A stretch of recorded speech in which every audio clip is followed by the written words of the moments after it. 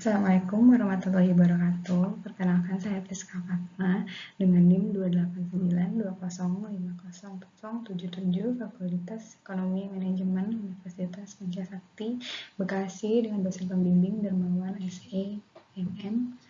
Dan hari ini saya akan mempresentasikan tentang UAS aspek hukum bisnis. Yang pertama, latar belakangnya ada kondisi konsumen yang banyak dirugikan memerlukan peningkatan upaya untuk melindunginya sehingga hak-haknya dapat ditegakkan. Namun di sisi lain, perlindungan tersebut juga harus melindungi eksistensi produsen yang sangat esensial dalam perekonomian negara. Selanjutnya, permasalahan perlindungan konsumen ini tidak akan pernah habis dan akan selalu menjadi bahan perbincangan di masyarakat. Selama masih banyak konsumen yang dirugikan, masalahnya tidak akan pernah tuntas. Oleh karena itu, masalah perlindungan konsumen perlu diperhatikan. Hak konsumen yang diabaikan oleh pelaku usaha perlu dicermati secara seksama.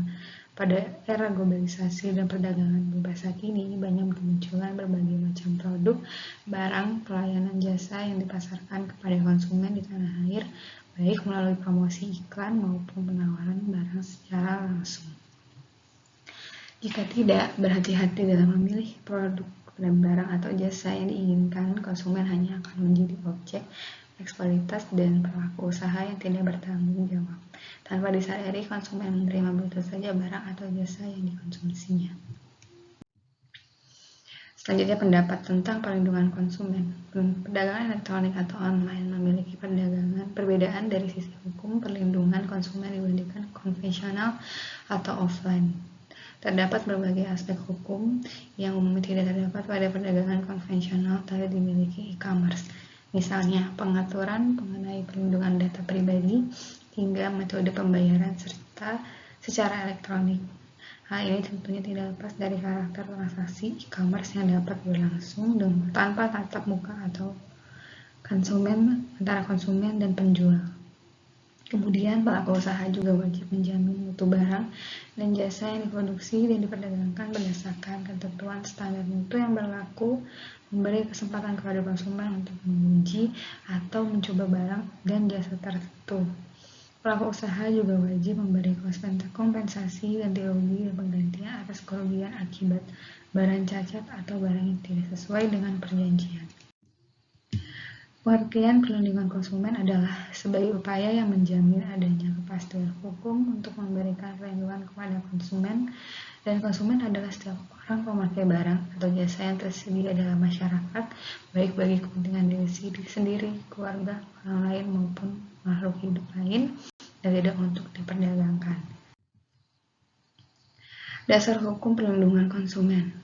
Pada hakikatnya, terdapat dua instrumen hukum penting yang menjadi landasan kebijakan perlindungan konsumen di Indonesia, yaitu pertama, Undang-Undang Dasar 1945 sebagai sumber dari segala sumber hukum di Indonesia, dan ada tujuan pembangunan nasional yang diwujudkan melalui sistem pembangunan ekonomi yang demokratis sehingga mampu menumbuhkan dan mengembangkan dunia yang memproduksi barang dan jasa yang layak dikonsumsi oleh masyarakat. Yang kedua, Undang-Undang Nomor 8 Tahun 1999 tentang Perlindungan Konsumen atau UU PK. Akhirnya undang-undang ini memberikan harapan bagi masyarakat Indonesia untuk memperoleh perlindungan atas kerugian yang menderita atas transaksi suatu barang dan jasa. Tujuan perlindungan konsumen sesuai dengan pasal 3 Undang-Undang Perlindungan Konsumen. Tujuan dari perlindungan adalah meningkatkan kesadaran, kemampuan, dan kemandirian konsumen, mengangkat harkat dan martabat konsumen dengan cara menghindarinya dari ekses negatif pemakaian barang atau jasa, menciptakan sistem perlindungan konsumen yang mengandung unsur kepastian hukum dan keterbukaan informasi serta akses untuk mendapatkan informasi, meningkatkan pemberdayaan konsumen, menentukan dan menuntut hak-haknya sebagai konsumen, menumbuhkan kesadaran pelaku usaha mengenai pentingnya perlindungan konsumen sehingga tumbuh sikap yang jujur dan bertanggung jawab dalam berusaha. Dan terakhir, meningkatkan kualitas barang dan jasa yang menjamin kelangsungan barang atau jasa yang kenyamanan dan keselamatan.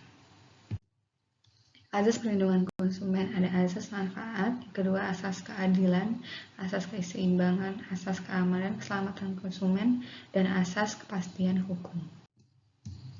Hak-haknya sesuai dengan pasal 5 Undang-Undang Perlindungan Konsumen adalah hak atas kenyamanan, keamanan, keselamatan, ada hak untuk didengar pendapat keluhannya, hak untuk diperlakukan atau dilayani secara benar, hak untuk memilih barang atau jasa serta mendapatkan barang atau jasa tersebut sesuai dengan nilai tukar dan kondisi serta jaminan yang dijanjikan, ada hak untuk mendapatkan advokasi, perlindungan, upaya penyelesaian sengketa, ada hak untuk mendapatkan kompensasi, ganti rugi, penggantian apabila barang atau jasa yang diterima tidak sesuai, ada hak atas informasi yang benar, jelas, jujur, dan mengenai kondisi dan jaminan barang atau jasa, ada hak untuk mendapat pembinaan dan pendidikan konsumen, dan terakhir hak-hak yang diatur dalam ketentuan peraturan perundang-undangan lainnya.